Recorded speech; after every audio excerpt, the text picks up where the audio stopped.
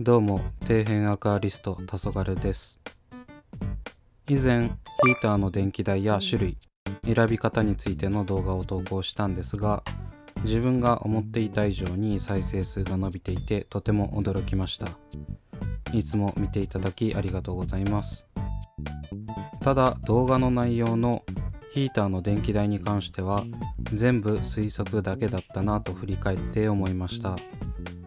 特に検証もしておらず、自分の推論だけで物事を進めていったんで、何かしらのエビデンスが必要だなと。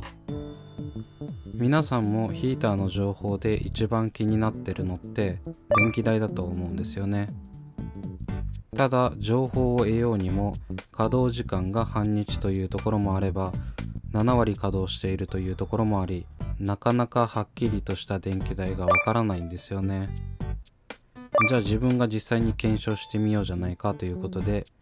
合計100時間以上に及ぶデータ取りを行い、実際に冬場の電気代がどれくらいなのか答えを出していきます。今回の動画制作はデータ取りや情報整理など一番大変だったんじゃないかなと思います。まず検証するにあたって幅広い方々にできるだけ参考になるようなデータを得るためにはどういった情報が必要なのか、いくつか必要なポイントを考えてみました。一つ目は冬場の平均気温と設定温度を決めることです。調べたところ、冬の予想平均室温は無暖房状態の場合平均 11.5 度、間欠暖房の場合15度ということでした。さすがに冬に暖房を全くつけないことはないだろうということで、基準は間欠暖房の15度にします。ヒーターの温度はオートヒーターの設定温度でもある26度を基準にしたいと思います。ただ寒くなってきたとはいえ西の方に住んでいるので、まだ室温は15度にはなりません。冷房をガンガン効かせても18度以下には下がらないですし、最低気温が15度でも日の出とともに上がっていくため室温が安定しません。ということは室温ではなく水温と室温の差に相関性があることがデータを取ることで立証できれば、たとえ室温が18度だろうが20度だろうがプラス11度の水温を目安にすれば冬の平均的な電気代を求められると思います。また水温と室温の差で電気代が決まるのであれば、もっと低い室温や高い室温の場合の電気代も求められるわけですね。そして2つ目の条件はワット数と加熱時間の関係性のデータです。以前の動画でも話した通り、ワット数が倍になれば出力も単純に倍になるはずですが、設定温度に達する時間はどう変異していくのかが気になるところです。ワット数と稼働時間の関係性をデータで説明できれば、どのワット数のヒーターでも時間を求めることができます。最後、3つ目の条件は水槽の水量です。水槽の規格は30センチ、45センチ、60センチ、90センチ、120センチ、キューブ水槽、ハイタイプ水槽、ロータイプ水槽など数え出したらキリがありません。本当はいろんな水量の水槽で検証できればいいんですけど、あいにくそんなに実験するための水槽を持っていないので、今回はいつも使っている60センチロータイプ水槽を使用していきます。60センチといってもロータイプ水槽なので、水量は約35リットルくらいと45センチ水槽と同じくらいの水量になります。45センチ水槽であれば普及率の高い30センチ水槽と60センチ水槽の中間なので、幅広い大きさの水槽と比較しやすそうなのもいいですね。今後検証に使える水槽を入手することができれば、水量ごとの温度変化の関係性もわかると思うので動画にしたいと思います。ということで、今回の検証で確かにしていきたいことは、1、ヒーターの稼働時間は室温と水温の差で決まる。2、ヒーターのワット数による稼働時間の差の関係性です。この2つと戦術した水量と稼働時間の相関性が分かれば、ご自分の環境に合わせて電気代を算出できると思います。本当、水量だけは申し訳ないです。また、自分の家の室温や環境が分からない場合や、計算するのがめんどくさい方もいると思うんで、最終的な平均値も出していきたいと思います。ヒーターの稼働時間と合わせてどれくらいの時間で水温が下がっていくのかも検証していきますので、ぜひ見ていってください。では今回使用する機材の紹介をしていきます。まずは先ほど紹介した60センチロータイプ水槽です。もはやこのチャンネルでは定番ですね。続いてはこちらの 150W ヒーターです。以前紹介した時は45センチ水槽の適正ワット数は 100W と言っていたんですが、サイトによっては 120W と記載しているところもあったため、少し余裕を持たせたワット数にしています。そしてこの分岐できる延長コードを使用してサーモスタットに2つ 150W のヒーターを取り付けた 300W の場合も検証していきます。また水槽にフィルターは必ず使用すると思うので、水を循環させる意味も込めて外部フィルターを使用していきます。照明はつけようかと思いましたが、照明の種類、光源の高さなどで水温が変わってしまうので今回は使えません。検証方法としては、室温と水温を合わせて可視化できるように水温計を2つ用意して同時に見ていきます。ちなみに水温計は防水になっているかの違いだけで普通に室温も測れるみたいです。その下に iPad を置いてタイマーで時間を計測し、もう一つのスマホで撮影をしていきます。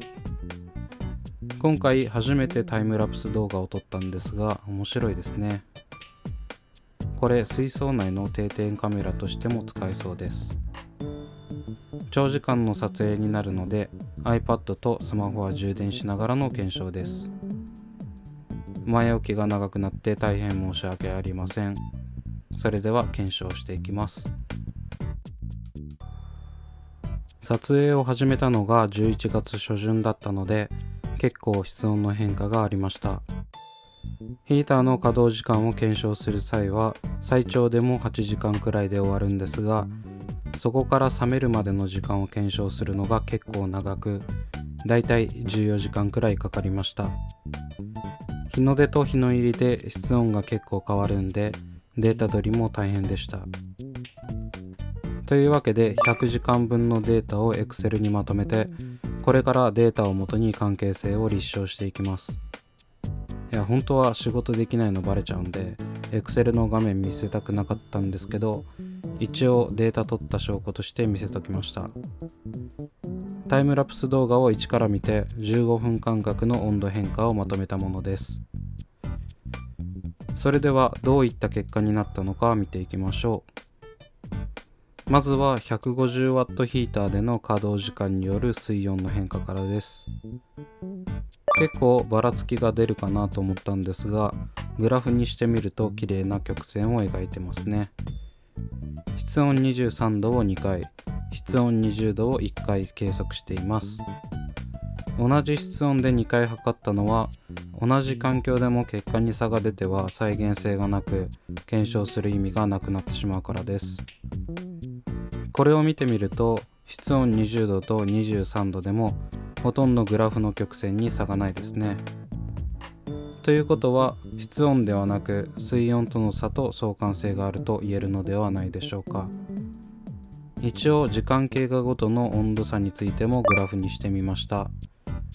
室温がコロコロ変わるので少しグラフにガタつきはありますが、おおむね同じような曲線を描いています。続いては 300W での検証です。150W に比べて割と直線的ですね。出力が高い分、加熱しているときは水温低下の影響を受けにくいんでしょうね。続いては時間経過ごとの温度差です。これを見てわかる通り、室室温が17度と低い時と23度の時とほとんど上昇率に差がないことがわかります。ということで、室温との肯定ではなく水温との差で温度上昇の変化が起こることが立証できたのではないでしょうか。あくまで20度プラスマイナス6度の差の中でです。極端に低い場合はこれに当てはまらない可能性もあるのでお気をつけください。最後に時間経過での水温低下のグラフです。最初は傾斜がきつく、最終的になだらかな曲線を描いています。特に水温が高い36度から32度付近までは結構な速さで水温が低下しています。水温と室温の差が近づけば近づくほど水温の低下速度は緩やかになるということが分かりました。というわけで検証した結果をまとめました。先ほどのグラフに載せていない検証結果のデータすべてを集計して平均値を割り出し、部屋と水槽の温度差ごとの平均的な水温上昇値、下降値を算出しました。室温と水温の差が1度から5度違う場合は、15分ごとに 150W の場合、約 0.8 度程度上昇し、300W の場合は 1.7 度上昇します。そこからだんだんと効率が悪くなっていき、14.1 度から15度の差が生じていると、150W は約 0.16 度、300W は約 1.03 度となります。150W と 300W だと出力が2倍違うのに、14.1 度から15度の温度差の場合、約9倍もの差が生まれています。これは温度差が開くと時間あたりの水温低下速度が急激に上がるために生じているものだと考えられます。言葉で説明するよりもグラフで説明した方が早いのでお見せします。15分あたりの水温上昇値と下降値を温度差ごとにグラフにしたものです。これを見てわかる通り、水温低下分を足すとほぼ 0.9 度になっているのがわかりますね。このグラフを見るに 150W ヒーターには15分ごとに水温を 0.9 度上昇させる力があります。ただ絶えず起こる室内との温度差による水温低下分が差し引かれているので、上昇値がどんどん減っていくわけです。150W と 300W で最大9倍もの温度上昇の差があるのは、このグラフを見てわかる通り、300W の場合約 1.8 度の上昇値から水温低下の分が差し引かれるためです。上昇値は2倍ですが、水温低下は温度差で一定だからですね。単純な出力の差は2倍なので、温度上昇の力も2倍なことは仮説として正しかったんですが、室温と水温の差が開けば開くほど上昇値の差がどんどん大きくなる結果となりました。では実際に稼働している時間の比率はどうなるんでしょうか。計算してみた結果、このような形になりました。計算方法としては、温度差ごとの1度加熱する時間と1度低下する時間を足して24時間で何回そのサイクルが起こるかを計算した後、加温の時間をかけるようにしました。だいたいほぼほぼ2倍の差になってますね。ワット数が倍だから2倍かと思いきや、最大9倍の上昇差があったのに、結局稼働時間は2倍になるのが面白いところです。これはいくら早く加熱したところで、加熱が終わるとどのヒーターでも平等に水温低下が起こるため、加熱から水温低下のサイクルが早くなるだけだからですね。ワット数が高ければ高いほど1度上昇して1度下がる時間が短くなるので、その分上がり下がりが激しくなります。ゆっくり加熱すればヒーターが止まった時の水温低下速度は同じですが、その分1サイクル時間が長くなるので生態への影響は少ないのかなと思います。ということで、ワット数による電気代の変化はほとんどないので、150W を基準にご自身が使用されているワット数を考えれば、他のサイズの水槽でも計算が可能になると思います。50W 適正の水槽の場合は3分の1、300W 適正の水槽の場合は2倍といった感じですね。というか 150W の場合は最長でほぼ1日稼働しているのが驚きです。温度差が 14.1 から15度ある場合は 100W ヒーターじゃ温めきれないかもしれません。最後に12月から3月の平均室温15度で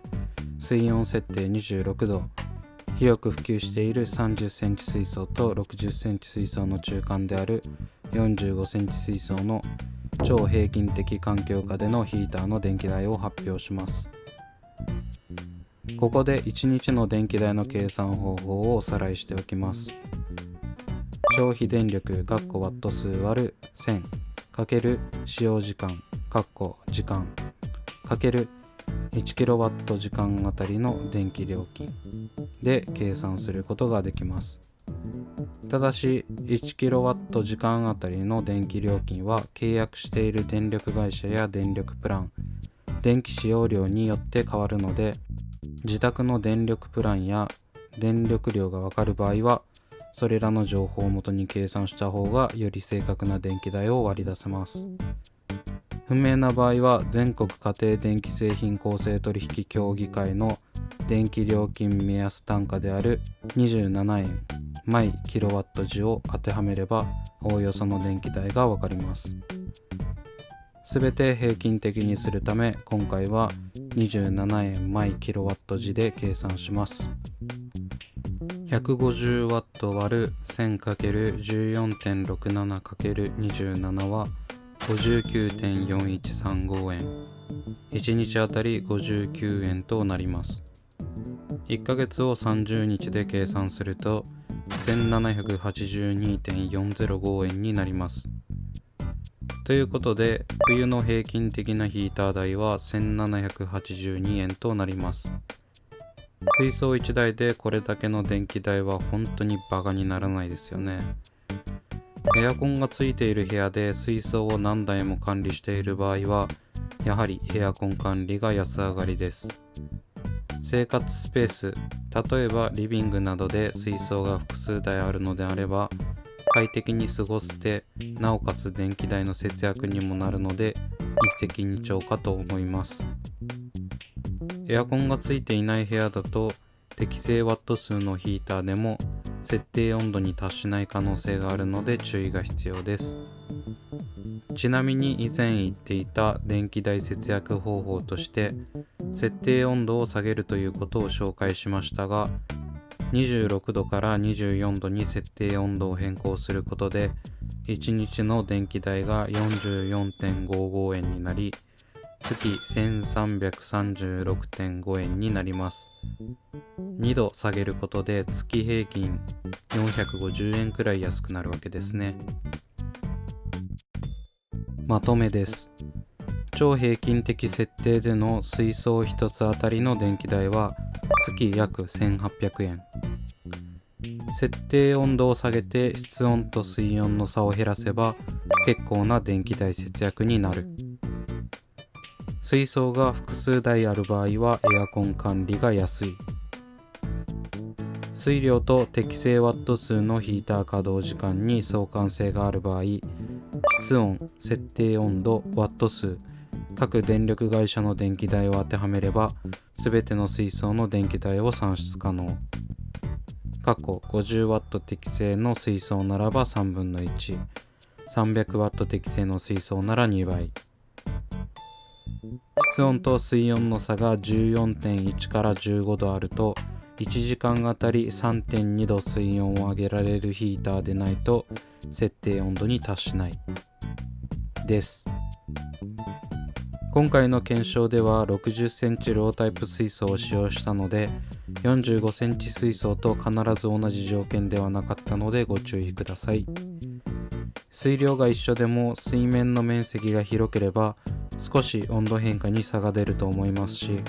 水槽の蓋の有無、湿度、照明によっても違いがあると思うので、あくまで目安として考えていただけると幸いです。